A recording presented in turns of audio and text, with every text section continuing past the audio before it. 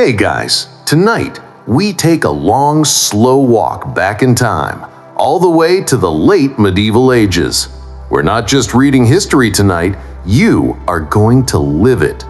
You are standing on a winding, mud-packed road just outside a modest English town, somewhere around the year 1450. The air is thick and cool, smelling faintly of wood smoke, wet earth, and something vaguely yeasty, probably brewing ale.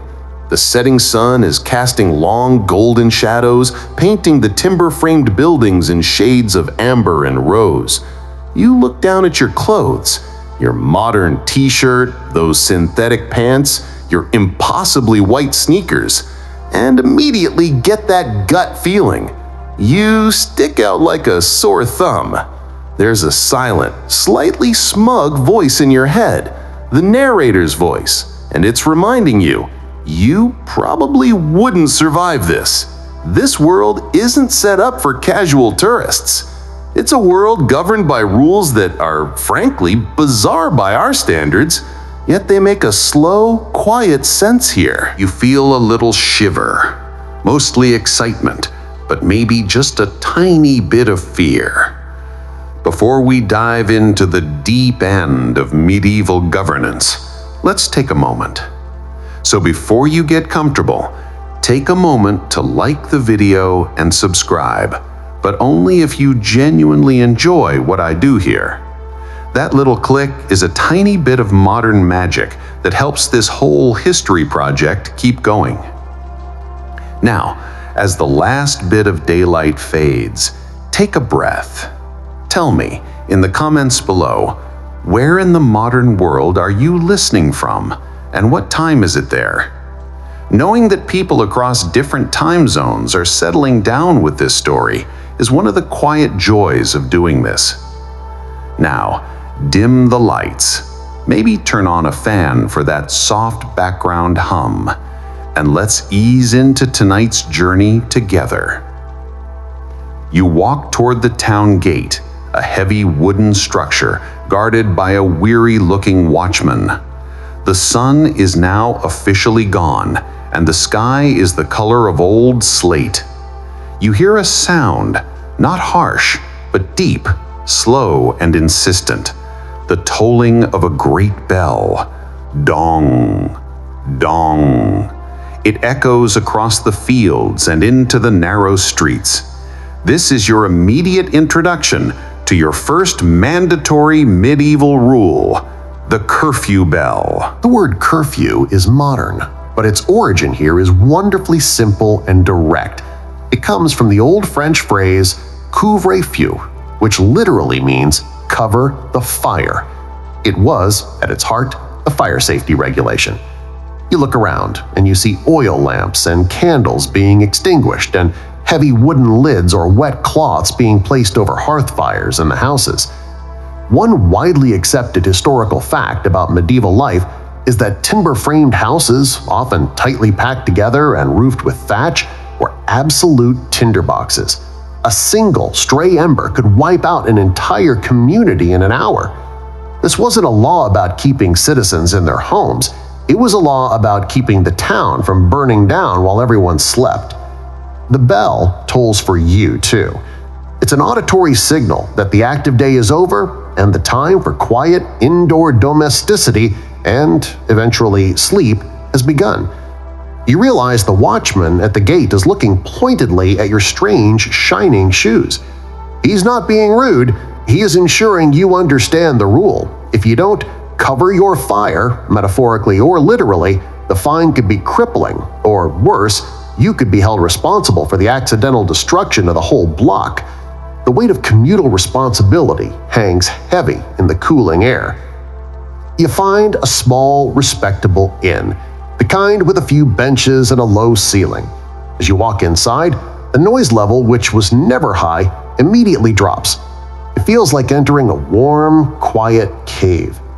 The innkeeper gives you a questioning look, but your sudden quiet entry seems to satisfy him. The lesser-known or quirky detail about the curfew is that it was also an incredible tool for social discipline, especially in conquered territories. When William the Conqueror first introduced the curfew bell in England in the 11th century, it wasn't just about fire. It was a powerful, symbolic assertion of Norman control. Every evening, the conquered English were reminded by sound alone who was in charge of their sleeping hours. It's a reminder that even the simplest safety law can carry the weight of power in history. Imagine an entire town having its bedtime dictated by the slow, resonant doong of a bell controlled by the lord or the king. It's quietly oppressive, yet deeply soothing, knowing that outside, the streets are emptying and dangers are receding. You secure a quiet corner by the fire. The innkeeper is allowed to keep his going a little longer, of course, and sip a watery, slightly sour local ale. It's not great, but it's warm and safe. A woman at a nearby table hushes her 2 children with a gentle warning. "The bell has rung, little mice. Sleep takes the honest." You notice that people aren't rushing. They're simply slowing. The pace of life here is dramatically reduced. No one is checking a pocket-sized glowing rectangle for updates. No one is multitasking. There is simply the quiet task of getting ready for a long, silent night. The curfew enforces not just fire safety, but a universal, shared sense of quiet. The innkeeper walks over, slowly wiping down the heavy wooden table with a damp cloth. He eyes your attire again, his gaze lingering on the vibrant, unnatural blue of your shirt.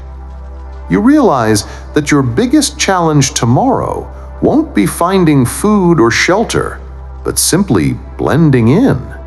Your clothes scream outsider in a world that distrusts anything new or loud. You wonder if there's a law about that, too. Spoiler alert, there absolutely is. Historians still wonder if the primary benefit of the curfew bell was truly fire prevention, or if the deeper, more effective function was simply social control, ensuring that groups could not gather under the cover of darkness for plotting or rebellion, effectively dissolving any large gatherings once the sun set. It's a quiet debate that continues to this day, a historical question whispering on the evening breeze. You yawn, a deep, satisfying yawn. The ale is weak, the air is thick, and the low fire is casting drowsy light across the rough stone walls. The heavy tolling of the bell is now just a lingering resonance in your ears. The town is silent, it is safe, it is asleep. And you, the tired traveler, are ready to follow suit, ready for the journey to continue in the morning light. The morning light creeps into the small, leaded glass window of the inn, not in a harsh burst, but with a slow, gentle gray wash. You wake up feeling surprisingly rested, the deep quiet of the curfew having done its ancient job. The first thing you notice, though, is how cold it is. Not freezing, but a deep, penetrating chill that modern central heating has trained you to forget.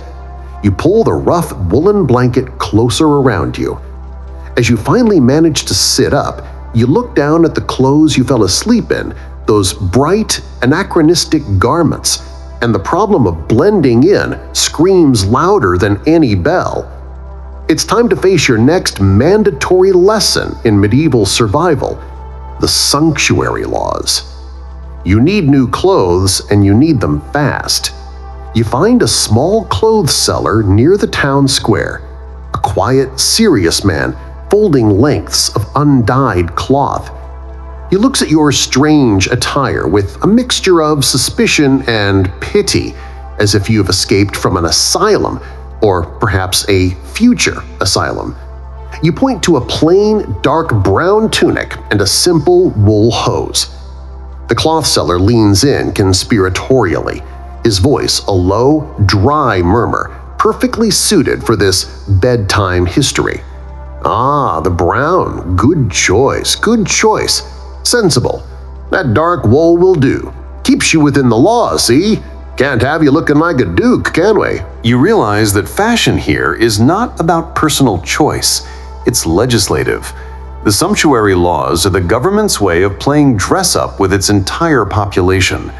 These rules dictated the type of fabric, the color, and even the amount of trimming a person could wear, all based on their wealth, rank, and occupation. You try to buy a nice, flashy red doublet you see folded in a corner, just to make the morning a little less drab. The seller shakes his head slowly, the light from the window catching the dust motes dancing around his beard.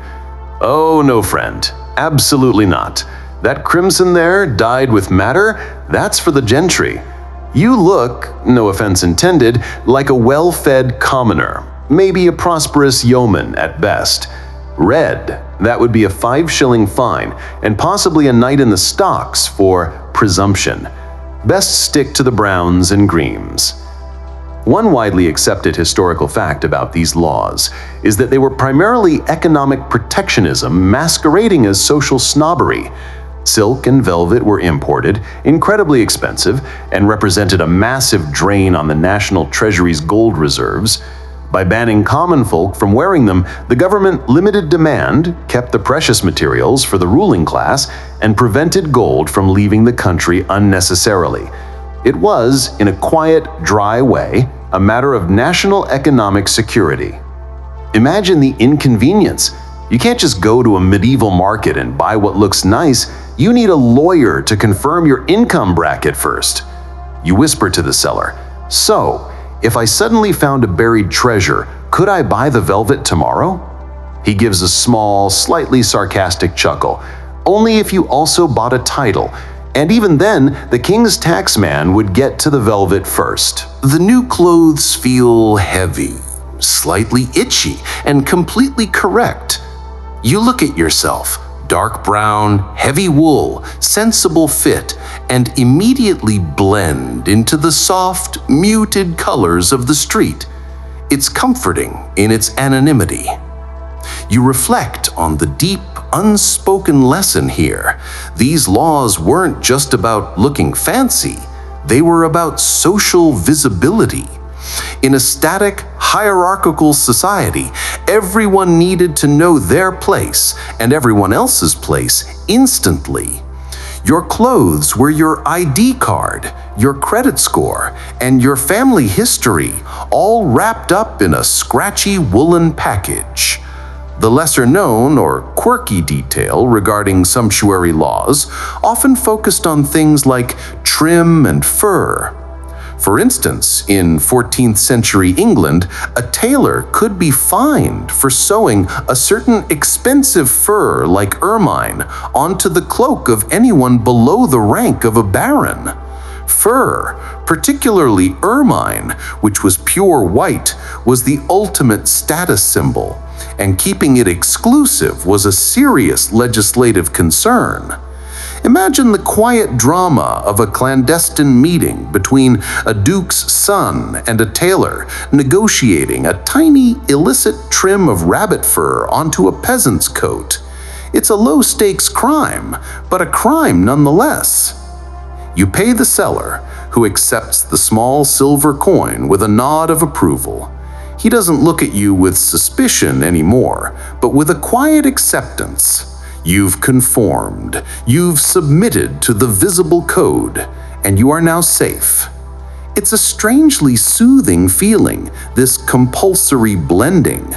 The world is less complicated when your choices are pre-made for you by Parliament. As you step back onto the street, you overhear two men quietly discussing a local merchant who tried to skirt the laws. The merchant had made a fortune selling grain, but tried to pass himself off as minor gentry by wearing too much purple trim. The punishment wasn't severe, just deeply humiliating. He had to publicly sell the clothes at a loss and then wear a patch of rough sackcloth for a week. A joke in the 15th century, perhaps, but a subtle reminder that social climbing was strictly legislated. You take a deep breath of the morning air. The weight of the wool and the slow pace of the town feel protective. You are an extra in the quiet drama of the late Middle Ages, and your costume fits. You still have those terrible modern shoes, though. they feel dangerously light and bright. Historians still wonder if these laws were truly enforceable across the entire population, or if they were selectively enforced only when a king or lord needed to assert political dominance or raise a quick fine. Were the tiny villages constantly checking the length of sleeves? Or was the law mostly used to keep the newly rich town merchants, the new money of the age, in check, preventing them from challenging the old landed gentry? It's a quiet historical mystery. How much of law is about enforcement, and how much is just about the threat of enforcement? You decide your next logical step should be dealing with the footwear problem before a watchman finds you for your suspiciously clean soles. You head toward the cobbler's corner, ready to accept whatever bizarre shoe laws await. You continue your slow, heavy-footed walk down the cobbled street, feeling the reassuring weight of the brown wool you just purchased, but the lateness and unnatural whiteness of your sneakers are a constant, grating worry. They feel like a flashing sign that says, "Definitely not from around here." The need to conform, to become utterly unremarkable, is pressing. You spot the cobbler's shop, a tiny, rickety structure tucked under the eaves of a larger building. The scent of tanned leather and old glue immediately replaces the smell of damp earth. The cobbler, a hunched man with thick fingers and an even thicker leather apron, looks up at your feet. His silence is more judgmental than any shout. "Well now," he murmurs, his voice a low rasp that seems perfectly suited for bedtime listening. "Look at those things. Too bright, too soft. And that length." He shakes his head slowly. "Do you wish to be accused of presumption before you've even finished your breakfast?" You learn that within the sumptuary laws, there was a particularly obsessive focus on footwear, specifically the style known as poulines, or sometimes krakows. These were shoes characterized by having ridiculously long, pointed toes. The length of that point was a silent geometric representation of your social standing. The cobbler explains the local ordinance, a quiet decree from the local lord, with dry precision. One widely accepted historical fact about these extreme poulines is that their length became so impractical that the wearer often had to attach the pointed tip to their knee or belt with a fine chain to avoid tripping while walking. Imagine walking around all day with your shoes tied to your knees.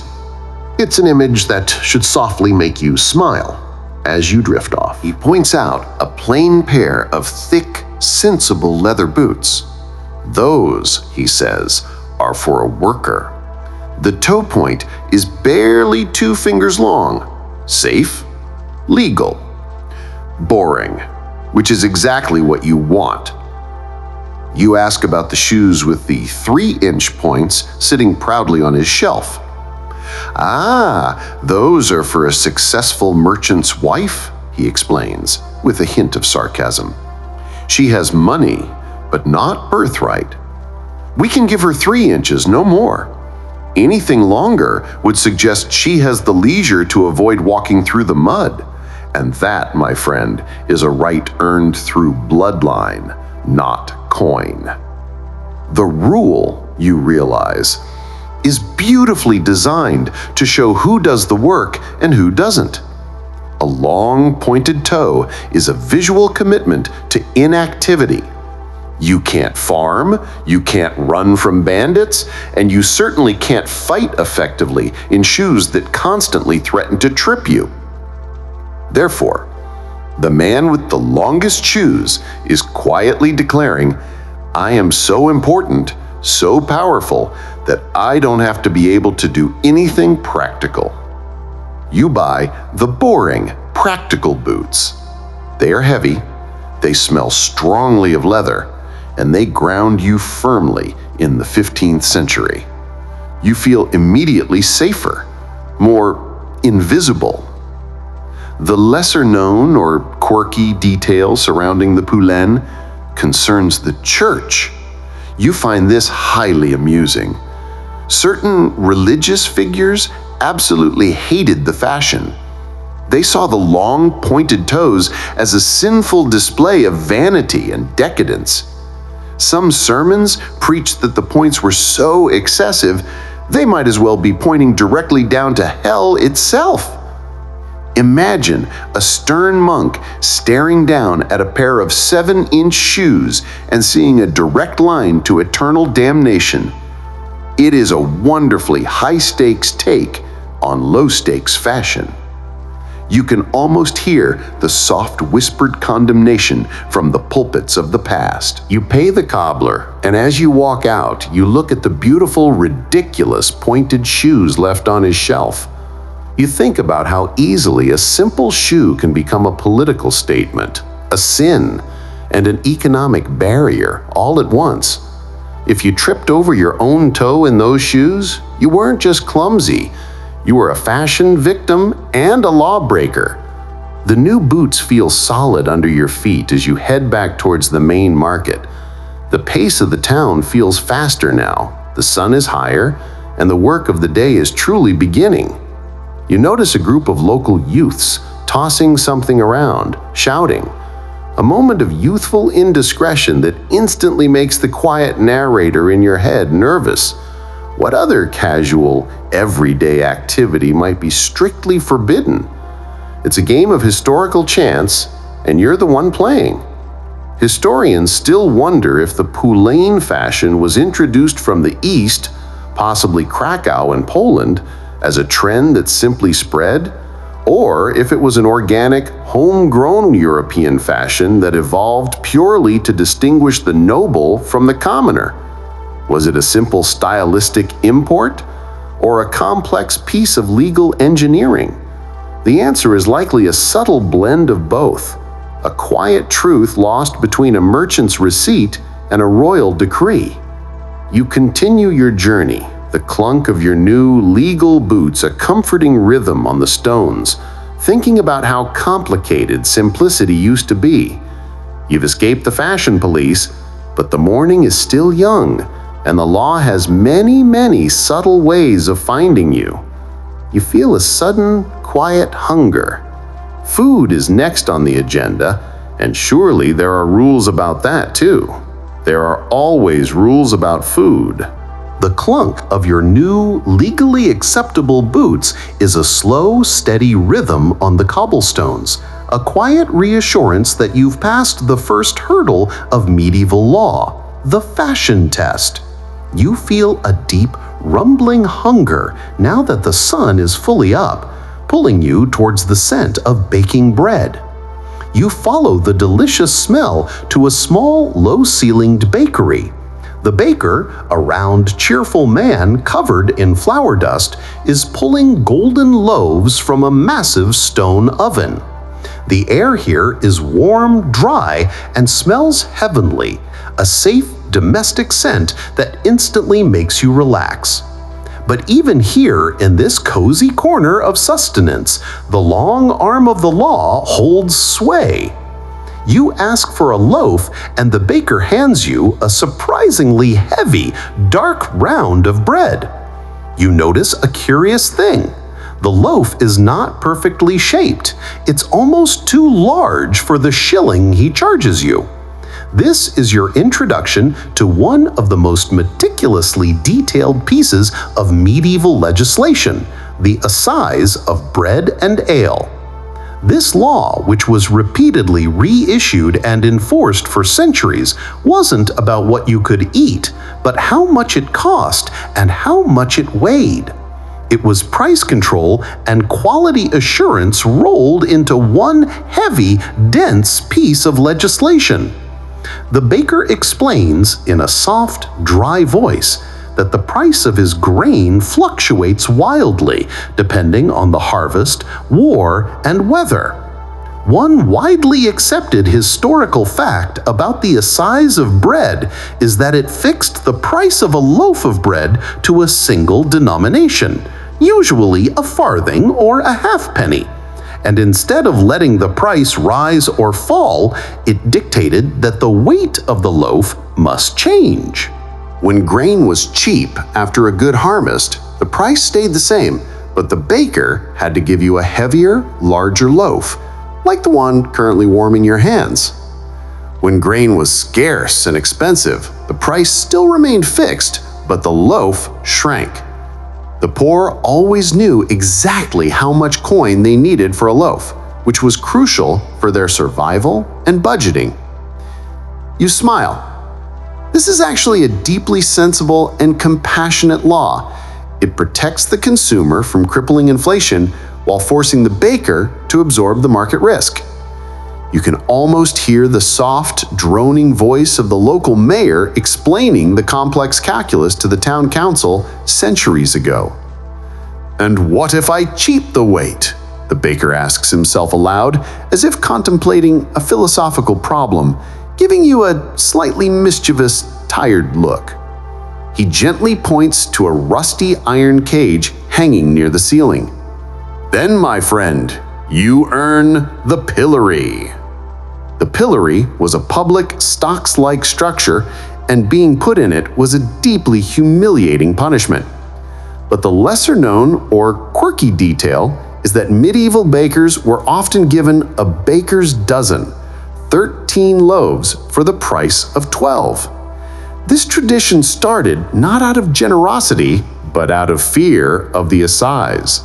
A baker who was found to have shorted his customers' weight faced public humiliation or a hefty fine. So, to ensure they were never accidentally underweight, bakers added an extra loaf just in case the others had shrunk in the baking or been slightly mismeasured. It was insurance against the stocks. A little bribe to the law, delivered in delicious bread form. You buy a large loaf, giving the baker a nod of respect for navigating such complex and precise laws. You tear off a chunk of the warm bread. It is dense and wonderfully real. The weight of it in your hand feels like the weight of this stable, if slow, society. The assize didn't just cover bread, it also covered ale, the medieval staple drink. The law also meticulously regulated the price of a gallon of ale based on the cost of barley. This was vital because water was often unsafe, and almost everyone, including children, drank weak ale all day long. A sudden price hike in ale could lead to widespread unrest, maybe even a riot. You step outside, chewing the heavy bread, feeling content. The quiet discipline of the law is keeping the town stable, keeping people fed and calm. But as you look down the main street, you see the town ending abruptly at a dark, dense forest. The feeling of safety instantly evaporates. You realize that outside the neat, controlled laws of the town, there is another, far more brutal set of laws that govern the wilderness. Continue your walk, the heavy, sensible bread settling comfortably in your stomach. The boundary between the neat, law-abiding world of the town and the wild, untamed world outside is startlingly clear. On one side, organized gardens. On the other, the dark, looming silhouette of the king's forest. The air changes instantly. It becomes cooler, damper, and smells richly of pine and decay. You are now leaving the jurisdiction of the town mayor and entering the jurisdiction of the forest law. And these laws, you quickly realize, are far less forgiving than the rules about shoe length or bread weight. They are laws about survival and absolute power.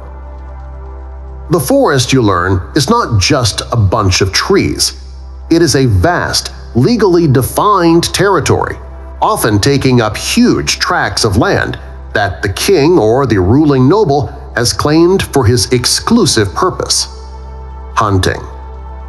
Specifically, hunting the venison, which means the deer, the boar, and other prized game. You spot a small, faded wooden sign hammered into a tree trunk. It's barely readable, but the message is clear. Poaching is a capital offense. That quiet word, capital, means your life is at stake. The forest law was incredibly complex, harsh, and often completely separate from the common law of the land. It had its own courts, its own officers, the fearsome foresters, and its own unique set of severe punishments.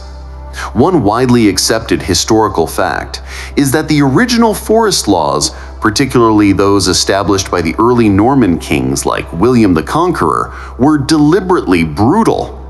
If you were caught hunting a royal deer, even if you were starving and even if you had a family to feed, the punishment could be blinding or castration. It's a quiet, chilling reminder of who held the power here. You stand by the edge of the trees, feeling the intense gravity of this prohibition. It's not just about stealing meat, it's about insulting the king's authority.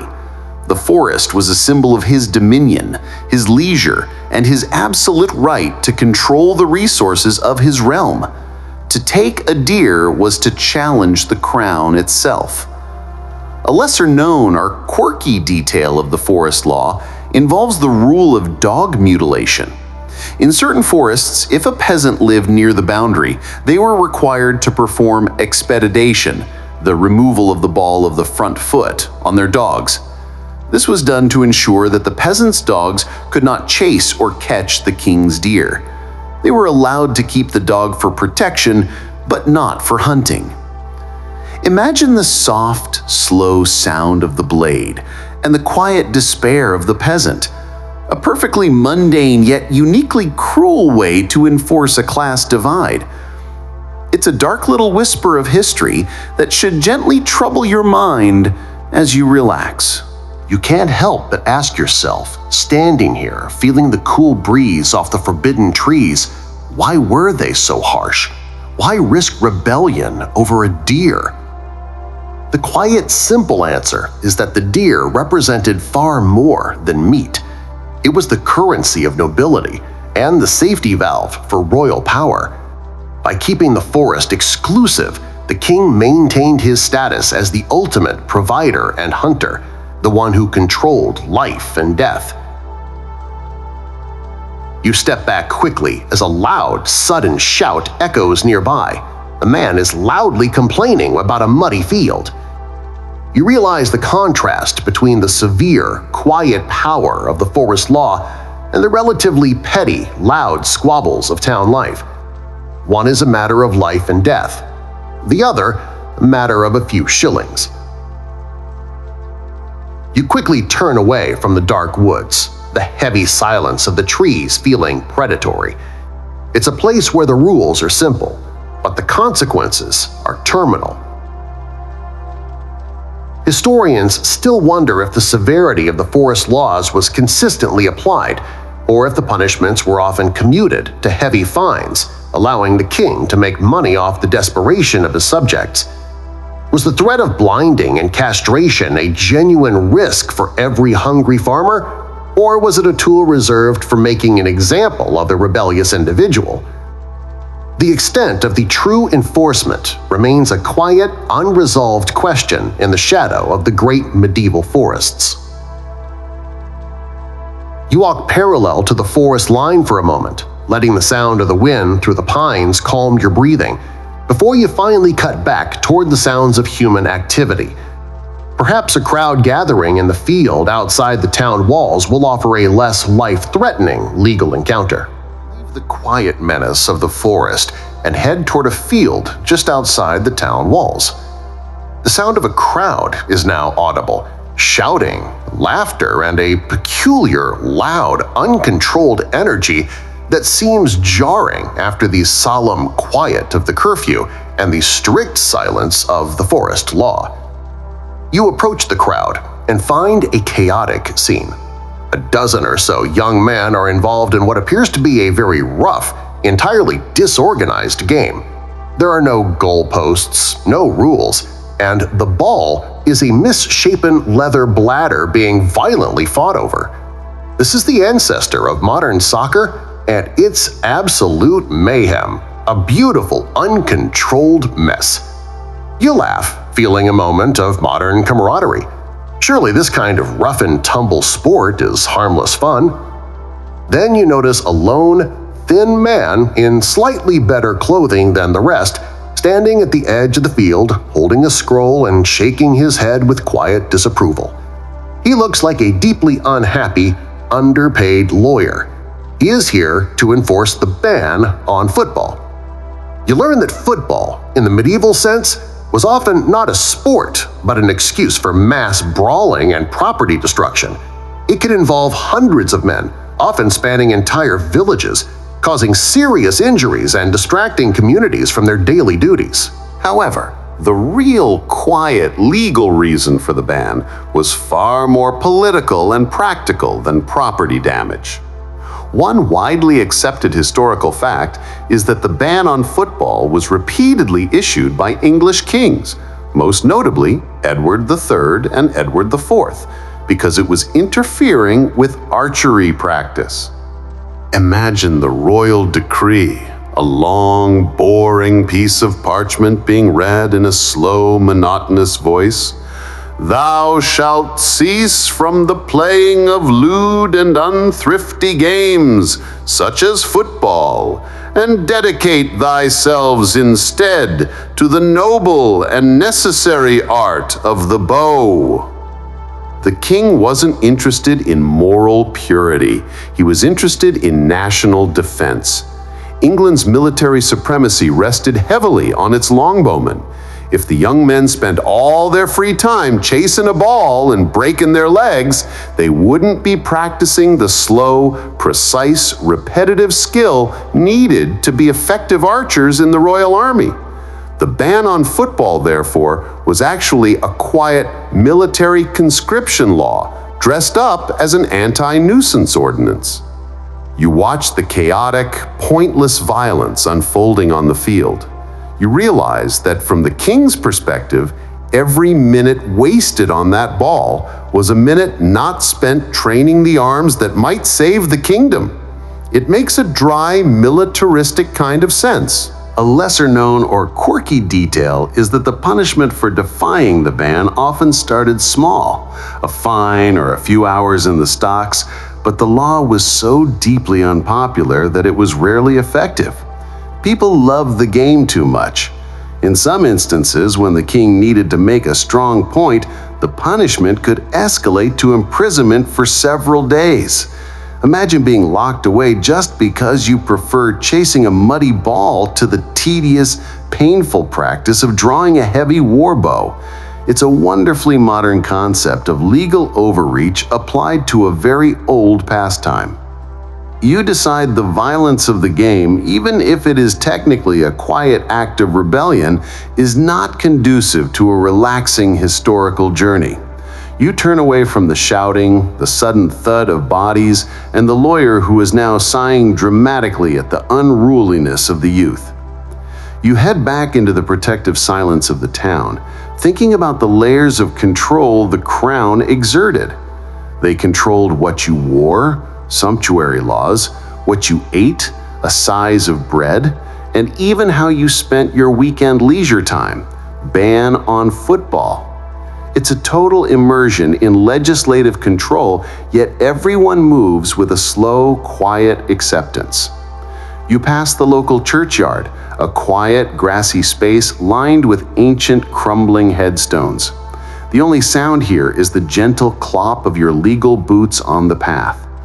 You feel a sudden, quiet need to stay away from crowds and loud places. You're learning that in the Middle Ages, noise equals trouble. Historians still wonder if the persistent and passionate popularity of football, despite centuries of royal prohibition, demonstrates a deep-seated cultural resistance to royal authority, or if the kings simply tolerated the sporadic chaos as a harmless way for the working class to vent their aggression. Was the law a genuine attempt to stop the game, or simply a legal stick to beat the commoners with when revenue was low? The quiet tension between the written law and the living culture continues to echo through the centuries. You decide to find the quietest corner of the town, a place where no one is brawling, hunting, or wearing inappropriate shoes. You realize that even the sound you make, your idle chatter, a sudden cough, or a loud sneeze, might fall under some subtle law. You retreat quickly from the loud chaos of the forbidden football game, the shouting and thuds fading behind you. You've learned that the most peaceful place in the Middle Ages is the place where the fewest people are gathered. You settle into a quiet, sunny spot near a low stone wall, feeling the cool stone against your back. The rhythmic sounds of the town, a distant hammer, the gentle grinding of a millstone are soothing. You realize that your modern instinct to speak loudly or complain openly is actually quite dangerous here. Even simple noise, when deemed excessive, could fall under the cold stare of the law. This brings us to the subtle, less dramatic but pervasive anti-nuisance laws. These were local statutes, often driven by the church or local magistrates, that governed decorum and public peace. They weren't about treason or murder. They were about not being annoying. You think about the small, irritating noises of modern life: a car alarm, a barking dog, a loud phone conversation. Here, they seem to be policed by the very structure of society. The most common transgression, and arguably the most satisfying to enforce, was against swearing and blasphemy. One widely accepted historical fact is that the crime of blasphemy, the careless use of God's name or worse, expressing doubt, was treated with surprising severity. This wasn't because the medieval mind was humorless, but because religion was the literal foundation of their legal and social structure. To curse God was to attack the very legitimacy of the king, the law, and the social order that kept the town safe. Imagine hearing a loud, crude curse shouted in the market square. The quiet order of the town would instantly be broken. The immediate consequence wasn't just a fine. Sometimes, particularly in religious courts, the punishment could be having your tongue bored through with a hot iron. It's a chilling, dry thought, a reminder that in this era, words held tangible, physical power. You immediately check yourself, realizing you haven't uttered a single modern casual curse word since arriving. Your modern vocabulary of frustration is suddenly a highly flammable commodity. You feel a quiet, internal pressure to keep your thoughts muted. A lesser-known or quirky detail about medieval nuisance laws involved gossiping. In many towns, especially Germany and Northern Europe, a specific humiliation device was used for women who were chronic, loud gossips: the scold's bridle, or branks. This was an iron muzzle that enclosed the head with a small plate or spike that was forced into the mouth, effectively preventing the woman from speaking. Imagine the quiet horror of seeing this heavy metal device used to enforce silence. It's a beautifully dark example of a law designed to police sound and reputation, and it quietly reinforces the idea that women's public speech was highly suspect. You chuckle softly to yourself, a dry internal joke about modern social media being silenced by a medieval muzzle. The quiet, dry wit of history can sometimes be quite dark, perfect for keeping your mind just engaged enough to relax. Another noise law concerned brawling and general disruptive behavior, often escalating after a few rounds of cheap ale. The punishment was usually swift and publicly humiliating: the stocks or a brief dunking in the town pond. The core purpose, though, was always the same: restore order quickly. The community could not tolerate long, drawn-out disputes that risked bringing in higher, more expensive courts, or, heaven forbid, disturbing the sleep of the wealthier citizens. Historians still wonder if the intensity of the blasphemy laws was truly driven by genuine religious piety, or if the ruling class used them as a convenient, fear-based mechanism for social control. By making the king and the lords seem like God's direct representatives, any act of public defiance or loud rebellious speech could be immediately crushed under the weight of religious law.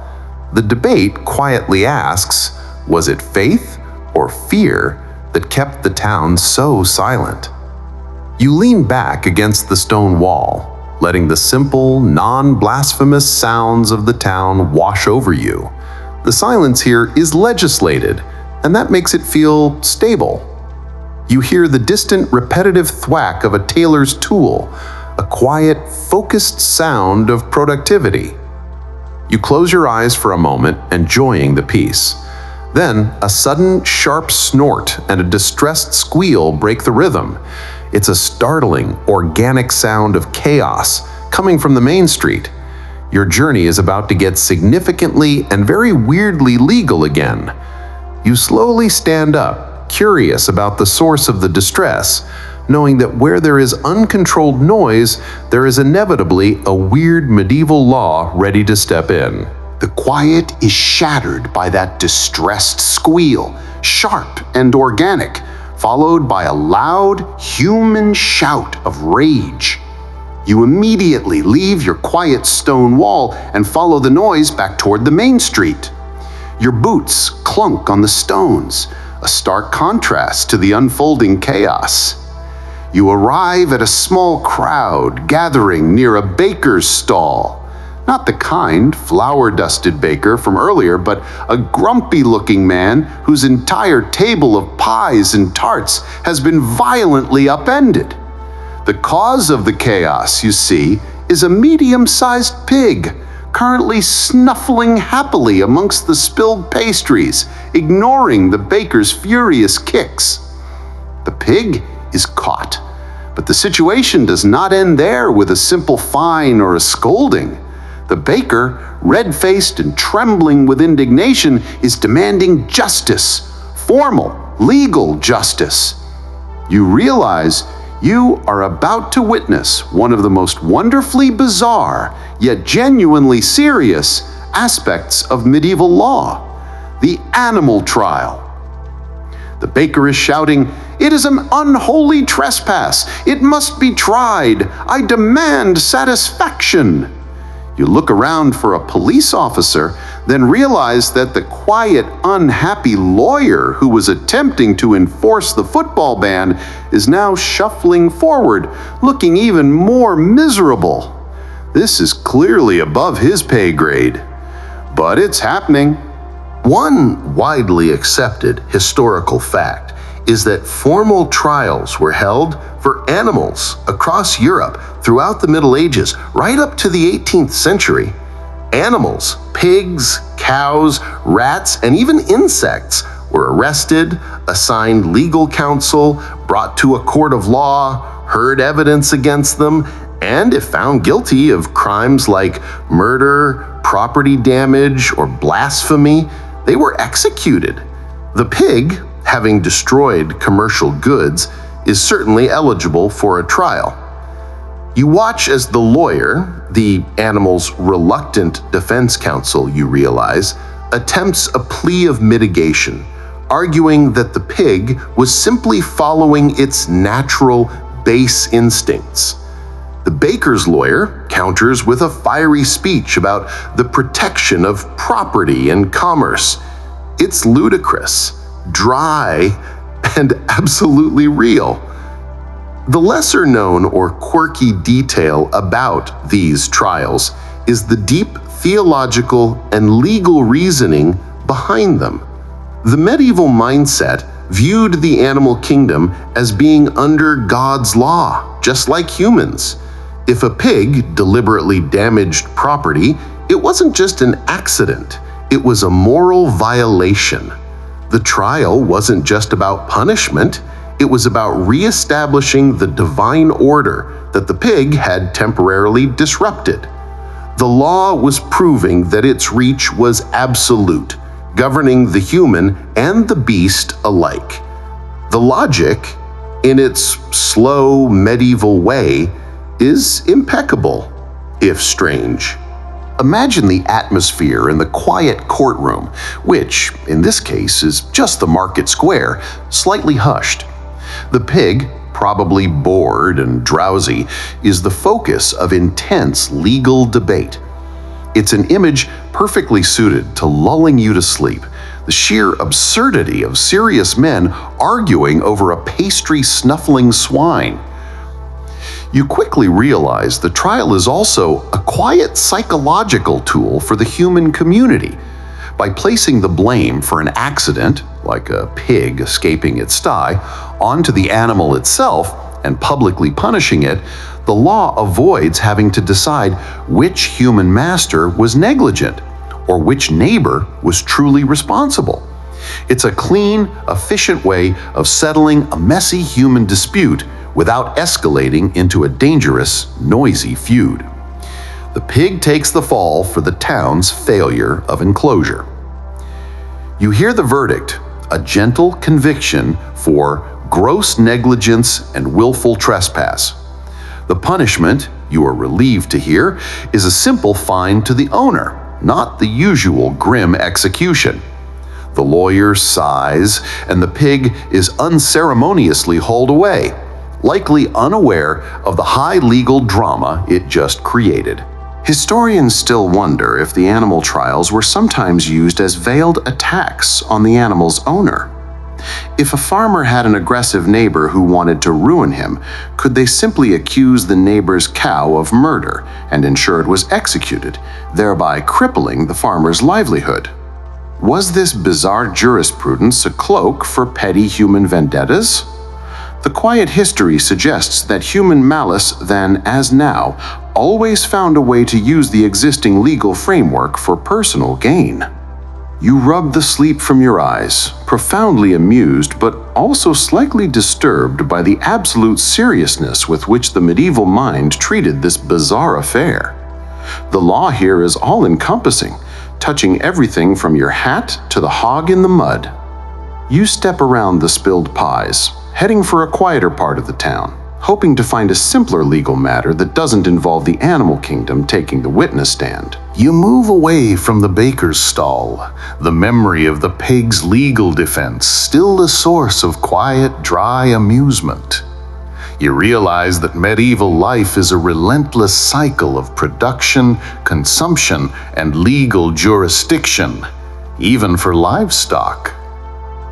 As you wander toward a slightly quieter residential area, you notice a small, excited gathering spilling out of a local hall. The atmosphere is tense, not chaotic like the football game, but charged with a low, nervous energy. You lean in against the cool stone wall to listen. You are drawn into a discussion about a pending legal settlement, the bizarre rules surrounding a domestic dispute that requires a physical contest, the trial by combat specifically designed for a husband and wife. You overhear one man whisper, "It's the wager of battle, the wife's case. I hear he accused her of the theft of his favorite cloak." The scenario is simple. In the absence of clear witnesses, the medieval court sometimes allowed disputes to be settled by formal combat, essentially letting God decide the victor. But when the fight was between a man and a woman, the law had to step in to create an incredibly and often unfairly level playing field. This rule became known in some circles as the wife's wager. One widely accepted historical fact is the German legal codes and various local customs across Europe required extremely strict handicaps for the husband to make the fight theoretically fair. The husband was usually forced to fight from within a narrow, waist-deep pit, severely restricting his movement and leverage. Furthermore, he was often given only a simple club as a weapon. The wife, however, was allowed to remain on solid ground, and her weapon of choice was typically a sack filled with heavy stones, sometimes attached to a long flowing garment, allowing her to circle and strike down at her opponent. Imagine the visual: a man stuck in a hole, restricted, fighting a fully mobile woman swinging a heavy, cloth-covered weapon. It sounds perfectly ridiculous, a quiet farce played out in deadly earnest. The lesser-known or quirky detail that adds a darkly comic twist is the specific mandate regarding the man's mobility. In some regional codes, the man's dominant hand was tied behind his back, or he was given a much shorter, weaker weapon, ensuring the battle was not truly about strength, but about agility and perhaps endurance in an incredibly awkward situation. The law had to acknowledge the physical disparity, but it did so by turning the trial into an almost theatrical spectacle. The quiet truth is that the law was, in its bizarre way, trying to disincentivize husbands from taking domestic matters to the level of deadly combat, making the outcome humiliatingly uncertain. You find a dry, quiet humor in the spectacle. The man, trapped in a hole, is a perfect visual metaphor for the male ego cornered by a determined opponent. It's a beautifully absurd piece of legal theater designed to look fair, but often resulting in deeply unequal outcomes. You realize this trial is about more than a stolen cloak. It's about the law inserting itself into the most private of domains, the marital home. The court is saying, in effect, if you cannot resolve this peacefully, we will resolve it ridiculously. Historians still wonder if the wife's wager was ever truly intended to be fair, or if the extreme handicaps placed upon the husband were actually a symbolic punishment for being so unchivalrous as to accuse his wife publicly and drag the matter into a deadly arena. Was the law subtly tilting the balance in favor of the woman to protect the marital bond? Or was it simply another way for the nobles to charge a hefty fee for the right to hold the spectacle? The answer is likely somewhere between subtle misogyny and accidental gender protection. The discussion fades as the crowd begins to disperse, the trial postponed until the weather clears. You feel a quiet relief. The idea of settling a disagreement over a missing sweater with a club fight in a pit is just silly enough to relax your mind. You stretch your own limbs, happy to be walking freely on level ground, unimpeded by a lawyer or a stone-filled sack. You notice that you're starting to feel a bit unkempt. The sensory details of the town, the mud, the smoke, the lack of modern sanitation, are beginning to press in on you. Your next logical concern shifts from abstract law to physical comfort. A bath is needed, but in this strange time, even personal hygiene is governed by bizarre legal and professional rules. Time to find the local expert on bodily care. You walk away from the court hall, the image of a husband fighting from a hole in the ground still making you smile with dry amusement. The law is weird, but it is certainly memorable. Now, however, the discomfort of the medieval street is truly sinking in. You realize you haven't had a proper cleansing wash since your arrival, and the air is thick with the cumulative scent of the town: smoke, mud, and unwashed wool. You desperately need the services of someone who deals with hygiene and bodily care. You search for a local bathhouse, but instead you find a shop with a surprising combination of symbols: a basin, a set of sharp tools, and a stripy, often blood-stained pole hanging outside. You have found the barber surgeon. This person is the quiet, essential utility worker of the medieval body. They don't just shave beards, they are the primary medical practitioner for the common person. Their tools are simple, their methods are blunt, and their legal mandate is surprisingly broad. The barber surgeon, a compact man with surprisingly clean hands and a professional demeanor, greets you. You ask for a bath, and he shakes his head, giving you a weary, dry look. Public baths, he explains, have mostly fallen out of fashion, or in some places they've been specifically legislated against due to an overwhelming fear of diseases like the plague and the general association of public gathering with immorality. Cleanliness is a private, often suspicious affair. Instead, he offers a bloodletting. One widely accepted historical fact is that bloodletting was the most common medical treatment in the Middle Ages. The legal logic was rooted in the ancient theory of the four humors: blood, phlegm, black bile, and yellow bile. Sickness was simply an imbalance of these four internal fluids. If you had a fever, you had too much blood, and the law of medicine demanded the excess be removed. The barber surgeon was legally authorized to perform this task, often using sharp lancets or, more commonly, leeches, joka in the local vernacular.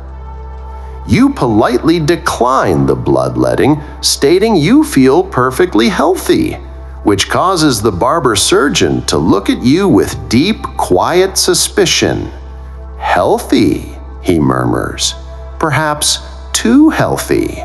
A little letting now prevents a fever later. It is simple prevention, mandated by wisdom." He's not being sarcastic. He genuinely believes that letting out a pint of your blood is the medically and legally correct thing to do. A lesser-known or quirky detail about the barber surgeon's role involves their famous striped pole. This pole, often seen hanging outside their shop, is a quiet, symbolic representation of their trade. The white stripes represented the bandages used to staunch the blood, and the red stripes represented the blood itself. The basin at the bottom was for collecting the blood.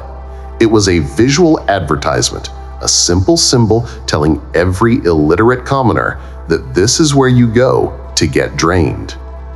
You can almost hear the soft, sticky sound of the slow, quiet drip into the basin as a gentle background noise.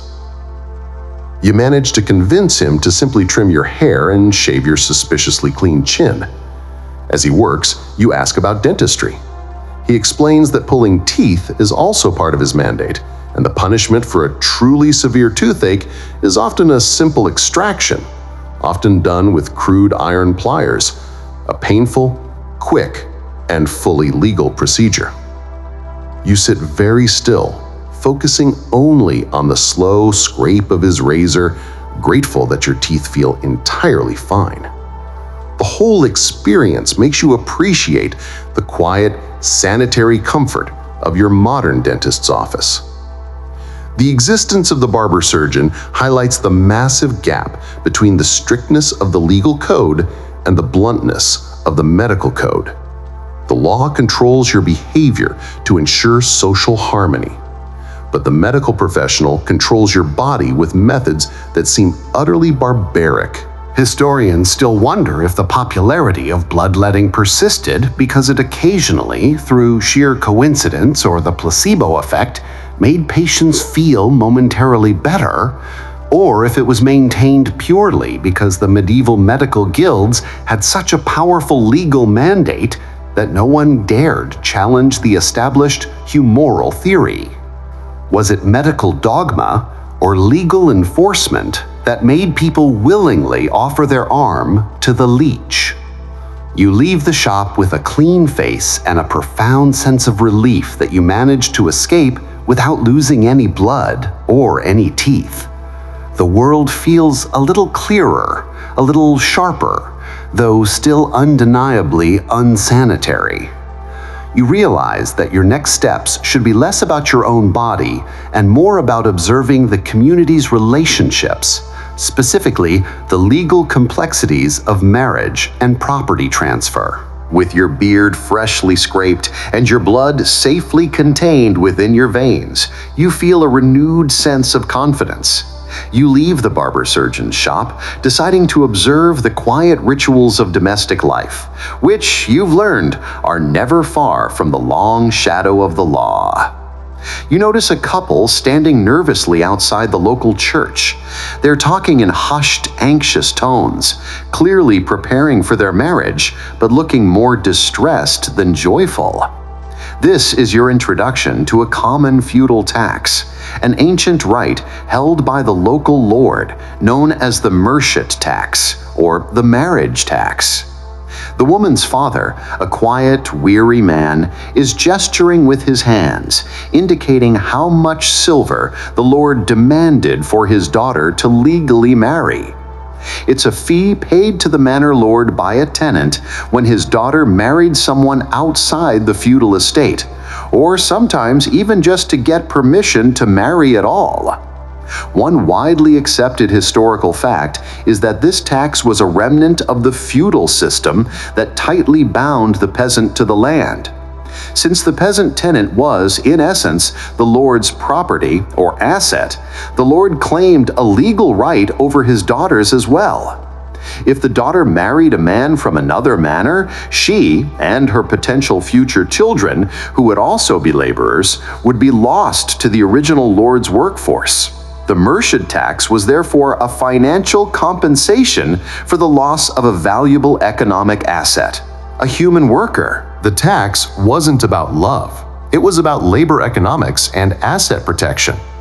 You watch the father count out a few small silver coins, his movements slow and deliberate. The coin is a quiet, dry measure of his daughter's economic worth to the estate. It's a somber moment that underlies the quiet, pervasive control the Lord has over his tenants' lives, even their romantic decisions. The lesser-known or quirky detail about the merchant is its perceived origin. While historians now agree it was an economic tax, in the medieval mind, it was often rationalized as payment in lieu of a much older, darker feudal right, the droit du seigneur, or the jus primae noctis, the right of the first night. This supposed right allowed the lord to sleep with the peasant bride on her wedding night. While most historians agree this right was rarely, if ever, systematically enforced, the threat or the myth of it was enough to make the payment of the merchant tax seem like a bargain, a quiet payment for the bride's security and honor. Imagine the quiet desperation, paying a tax not just for a license, but for the removal of a frightening, legendary obligation. It's a beautifully disturbing piece of legal lore that still makes for a dry, chilling historical reflection. You realize that your modern idea of free choice is completely meaningless here. The Lord's law permeates the wedding vows, the family structure, and the population count of the manor. Love is optional. The legal duty to the land is mandatory. The merchant tax, you note, is strangely quiet. It doesn't involve shouting or public humiliation.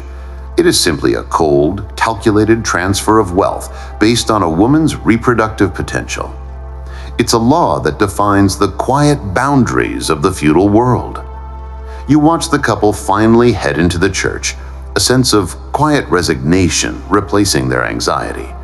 They are legally permitted to proceed, their worth assessed, their duties acknowledged. The ritual of marriage is protected by a financial law.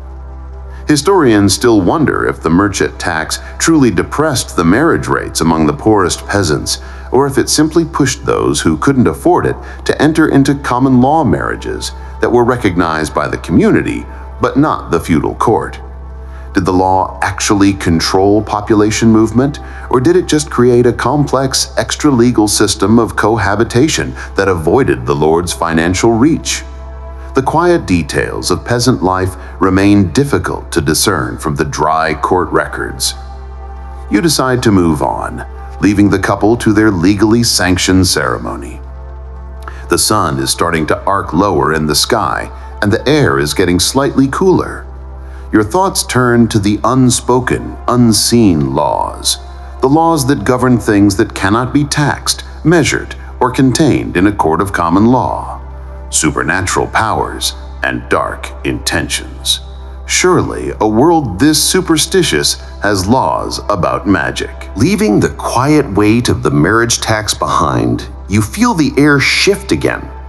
The legal landscape you've navigated so far, shoes, bread, pigs, and money, is about the visible world. But now, as the day wears on and shadows begin to lengthen, your mind turns to the unseen world, the realm of magic, dark intentions, and superstitions. You notice an old woman sitting quietly by a well, muttering softly to herself while stirring a bucket of water with a stick. She is clearly a local wise woman, perhaps a cunning folk who offers folk remedies and quiet advice. Your modern instinct is to ask her for a headache cure, but you hesitate. You've reached the terrifying legal territory of the Witchcraft Acts. The laws governing magic were not about fantasy, they were about malice, specifically the crime of malefice, or using magic to harm your neighbor, damage their crops, or kill their livestock. The law wasn't fighting dragons, it was fighting economic sabotage dressed up in spells. One widely accepted historical fact is that while the intense, widespread witch hunts largely peaked later, the legal foundation for prosecuting witchcraft was firmly established in the late Middle Ages, driven by both church doctrine and secular concern over property. The crime was considered not just heresy, but a deep violation of communal trust. Imagine the quiet danger.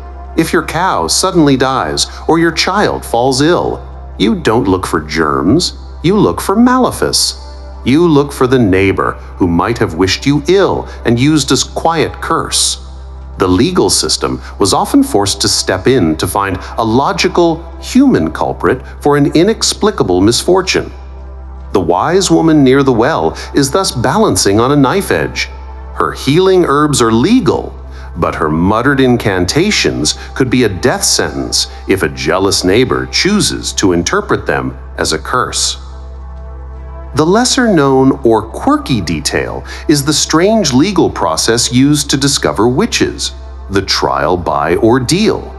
Although waning in use, the idea lingered that God would directly intervene to point out the guilty. One famous, though later banned, ordeal involved the cold water test, where the accused was bound and thrown into a consecrated pool of water. If the person sank, the water was accepting them, and they were deemed innocent, though often drowned. If the person floated, the pure water was rejecting them, and they were deemed guilty. It's a ridiculous low-stakes experiment with an impossibly high-stakes outcome.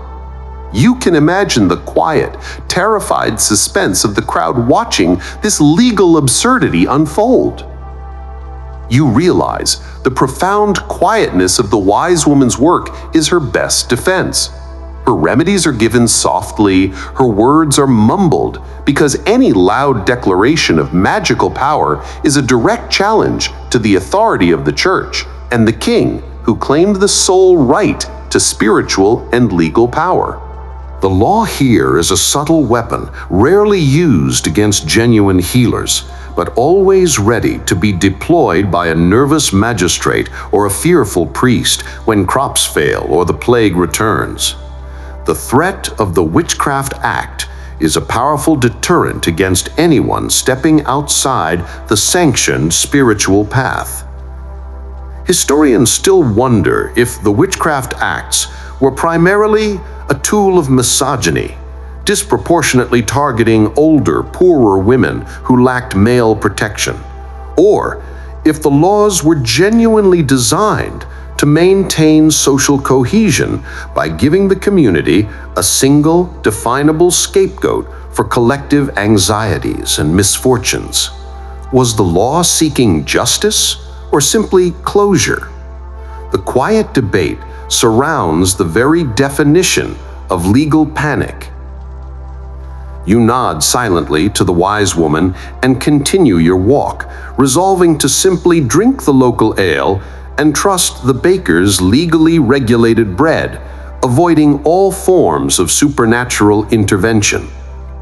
The law here controls not just your actions, but your intentions, and even the suspected intentions of your neighbors. Your stomach rumbles, a more immediate and concrete concern than witchcraft. It is getting near the time for the main meal of the day. You realize you've yet to encounter laws regulating the simple act of eating, and in a world where everything is controlled, that must be next. Your rumbling stomach finally dictates your direction. Leaving the quiet, paranoid sphere of the witchcraft laws, you head toward the local manor hall, having been invited, or rather instructed, to attend the evening meal. This is where you encounter a surprising set of laws that regulate not just the ingredients, but the sheer quantity of food consumed by the gentry. The laws against excessive consumption. You enter the great hall. It is loud, warm, and filled with the intense aroma of roasting meat and spices. You sit at a long, heavy table, surrounded by the local lord and his family and favored tenants. Plates are already being cleared from the first serving, or course. One widely accepted historical fact is that parliaments in England and France, particularly during times of economic distress or war, passed laws to limit the extravagance of the wealthy. These were often extensions of the sumptuary laws, which dictated what you wore but applied to the plate. The laws regulated how many courses could be served at a meal, and sometimes the types of rare, expensive, imported foods that were permitted. The legal purpose was twofold: economic and moral. Economically, the country needed to conserve resources, especially after crop failures or during military campaigns. Morally, the church often preached against the sin of gluttony. The laws were a way for the ruling class to signal to the church and the common people that they were being responsible, even if the gesture was purely symbolic. You watch as the servants bring in the second course, a magnificent array of roasted fowl and heavily spiced stews. The food is rich and plentiful. The law in some places dictated that nobles could not serve or consume more than 2 courses at a daily meal. You whisper to the man next to you, a minor tenant farmer. "Just 2 courses? This seems like plenty. But is that a law you worry about?" He gives you a dry, quiet look and leans in. "Ah, the law is for the poor nobles, friend. A true lord simply finds a way around the written word." This leads to the lesser-known or quirky detail about the laws of consumption, the loophole of the subtlety. Since the law usually defined a course by the dish itself, clever cooks and lords invented the subtlety. This was a magnificent edible art piece made of sugar paste, marzipan, or sometimes sculpted food that would be brought in between the legal courses. These weren't food, you see. They were edible entertainment, and thus they didn't count toward the legal limit of 2 courses. Imagine the quiet absurdity of a lawyer arguing in court that a sculpted sugar swan is clearly not food, merely structural art. You watch a servant bring in a subtlety, a towering model of a castle, entirely made of spiced pastry and almonds. It is enormous and clearly meant to be eaten, but legally, it is a non-food item. The law is satisfied, the gluttony continues. This perfectly illustrates how the medieval elite would respect the letter of the law while quietly mocking its spirit. You participate in the second course, keeping your own consumption moderate. The food is heavy and the hall is warm, making you feel drowsy, perfect for this deep historical dive. Historians still wonder if these sumptuary laws on food were enforced at all, or if they were merely published by kings to pacify angry peasants who were starving while the nobility feasted. Did the existence of the law actually curb extravagance? Or did it just push the excess into creative loopholes like the subtlety, ensuring the appearance of piety without the inconvenience of true sacrifice? The question quietly lingers over the dining tables of the past. The noise of the hall, the clatter of pewter, and the low roar of conversation is now becoming an oppressive, warm hum. You realize that while the law controls the quantity of food, there must be a law controlling the quality, a much more serious affair in a time of poor preservation. You need to see where this food came from. As the third course, which is clearly just more subtleties, is brought out, you quietly excuse yourself to explore the sources of this feast. You quietly slip away from the overfed nobility, leaving the warm, spiced air of the great hall behind. The sheer volume of food, despite the laws limiting the number of courses, was dizzying. Your attention now shifts to the quiet, serious laws governing the quality of that food, a matter of immediate life and death in a time without refrigeration. You head toward the local meat market, which, thankfully, is mostly deserted at this late hour, but the scent of meat, blood, and spices lingers heavily in the cooling air. This is where the crucial and stringent market laws concerning meat quality were enforced. The medieval government understood one terrifying truth: bad food could kill the whole town just as effectively as a plague. Therefore, laws regarding the sale of meat and fish were incredibly severe. You look at the heavy wooden chopping blocks and the large hooks where carcasses hang, and you can almost hear the stern voice of the ale conner or the flesh looker, the town officials whose job was to inspect the goods. One widely accepted historical fact is the zero-tolerance policy regarding the sale of measled meat, meat infected with parasitic worms, or meat that was visibly rotten. Butchers found guilty of this crime faced extreme public humiliation and financial ruin. Imagine the quiet, terrifying procession. The guilty butcher is not just fined, he is usually forced to publicly parade the diseased or rotten meat through the streets of the town.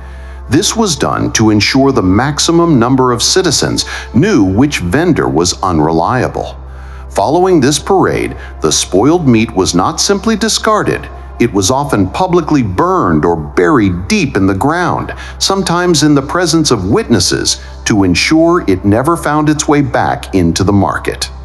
The lesser-known or quirky detail is the specific punishment often reserved for a baker or butcher who repeatedly shorted the weight or sold diseased food: the pillory and the burning of the offending goods.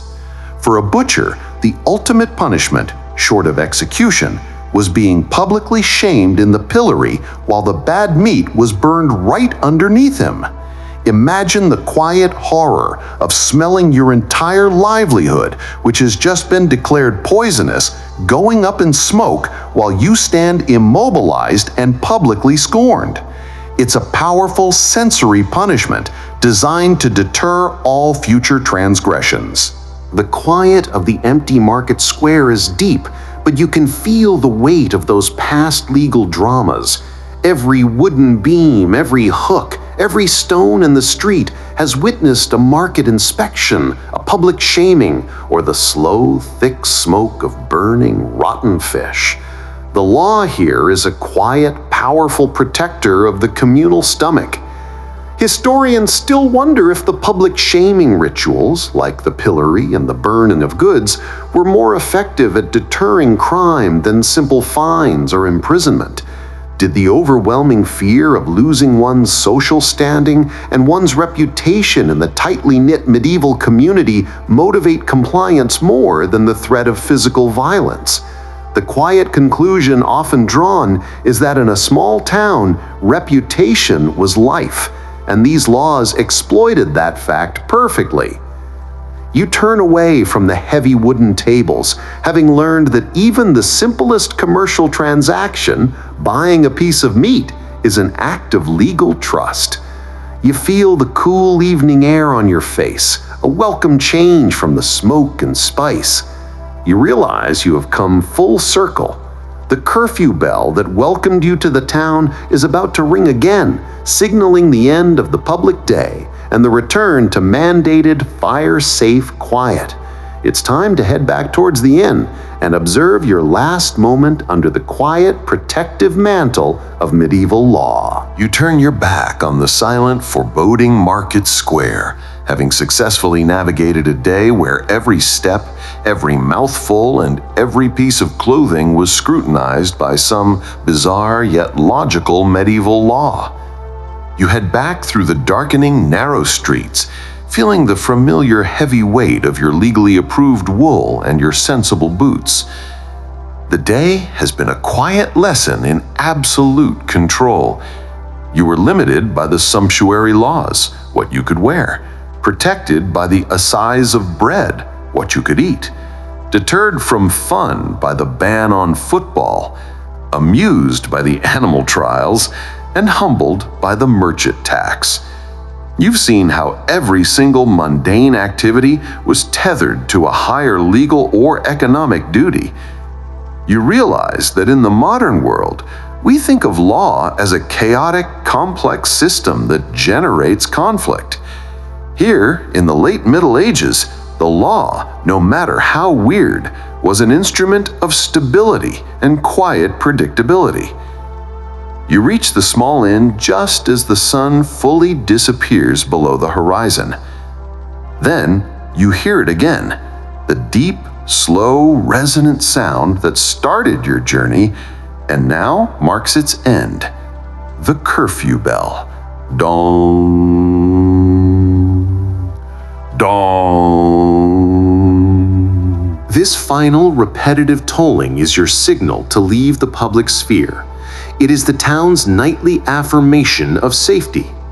You watch the innkeeper slowly bank his fire, carefully covering the glowing embers, reducing the risk of fire to near zero. He gives you a small, tired nod of recognition. You are no longer the suspicious outsider. You are simply another person obeying the law of the night. One widely accepted historical fact about the Curfew Bell is that its purpose evolved over centuries. While initially about fire safety and military control, by the 15th century it had settled into a quiet, deeply ingrained social ritual, a universal bedtime that enforced collective peace and rest. It was the sound of the entire community agreeing to be quiet at the same time. You sit down in the darkest corner of the room, feeling profoundly tired but strangely calm. The entire town is slowly dissolving into silence. You realize the weirdness of the medieval rules, the shoe laws, the food laws, the pig trials, were all simply tools to achieve this deep, predictable communal silence. The lesser-known or quirky detail about the final curfew is that the bell ringing was a paid position, and often a very sought-after one, often held by the church sexton or the town crier. This single duty, ringing the bell at exactly the right time and for exactly the right duration, was a legal mandate that kept the whole society running smoothly. Imagine the quiet responsibility of the person whose timing determined the entire town's sleep schedule. They were the original architects of bedtime history. You pull your wool cloak tighter and lean your head against the wall. The rhythmic, slow tolling of the bell fades into a long, satisfying silence. The deep, heavy quiet of the medieval night settles around you. Historians still wonder if the strict enforcement of the curfew bell truly eliminated all fires, or if its greatest legacy was the accidental creation of a collective state of mind. Did the enforced quietude force people to turn inward, fostering a more reflective, less outwardly chaotic society? It's the final gentle question we leave with the night. Can a law make an entire population slow down and find rest? As the darkness deepens, you know your historical journey through the quiet codes of the Middle Ages is complete. You have passed the test of medieval legality. You are safe, you're compliant, and you are very, very sleepy. Now, with the final bell rung and the last embers covered, allow the deep, absolute quiet of this ancient night to settle over you, too. You are here, in the safest, most predictable place in the kingdom, a world governed by quiet, ancient codes of rest and order. Feel the heavy, slow rhythm of your own breathing, mirroring the soft, steady pace of the past. Breathe in slowly, deeply, and breathe out all the scattered thoughts of your own day, all the bright, loud worries. Just let them go. Feel the heavy wool around your shoulders. It is a feeling of security, of being protected from the cold, the fire, and the loud, harsh world outside. The law has done its work. The street is silent. Every person, every animal, every clock has surrendered to the night. There is nothing left to decide, nothing left to worry about, and absolutely no more rules to break. Let the simple, boring facts of medieval life lull you deeper into your pillows. The pig is asleep. The baker is asleep. The forester has put down his bow. All the complexities of the sumptuary laws, the precise weight of the bread, and the severe, silly rules of combat, they all dissolve now into the soft, unchallenging dark. Let your eyelids feel heavy. So heavy. Your arms and legs are relaxed and still. The heavy, dark quiet of the medieval night is here to hold you gently. You are safe and you are ready for deep, deep rest. Just surrender to the quiet code of sleep.